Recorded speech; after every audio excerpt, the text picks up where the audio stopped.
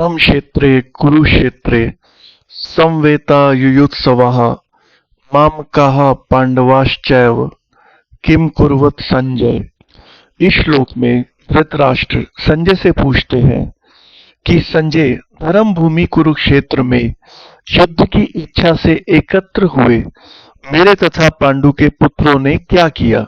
संजय, जो कि वेद व्यास जी के शिष्य थे और व्यास जी की कृपा से संजय को दिव्य दृष्टि प्राप्त थी, जिससे वह कुरुक्षेत्र में हो रहे युद्ध को हस्तिनापुर में धृतराष्ट्र के कक्ष से भी देख सकते थे। भगवत गीता मूलतः संजय के धृतराष्ट्र को बताए गए कुरुक्षेत्र में उस समय घट रही हर घटना और श्री कृष्ण के अद्भुत ज्ञान जो उन्होंने अर्जुन को दिया था पर आधारित है। गीता में महाभारत के युद्ध क्षेत्र यानी कुरुक्षेत्र को धर्म स्थल भी कहा जाता है।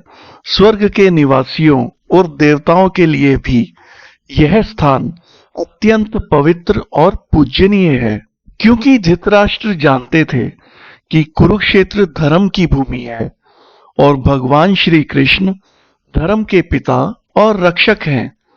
इसके अलावा वह यह भी जानते थे कि पांडव धर्म की राह पर हैं, इसलिए वह व्याकुल थे जानने के लिए कि कुरुक्षेत्र में हो क्या रहा है।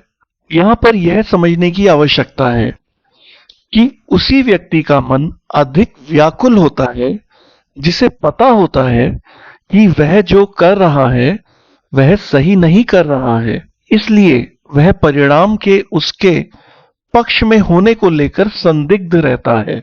इससे हम यह सीख सकते हैं, यदि आप चाहते हैं अपने मन को प्रसन्न रखना तो अच्छे कर्म करिए, क्योंकि जो इंसान सही राह पर होता है उसका मन विपरीत परिस्थितियों में भी सशक्त रहता है। इसलिए अपनी समझ से अच्छे कर्म करिए, ईर्ष्या और लोभ से दूर रहिए, आगे बढ़ने का प्रयत्न करिए, पर आपके पास जो कुछ भी है अभी उसके लिए ईश्वर को धन्यवाद दीजिए।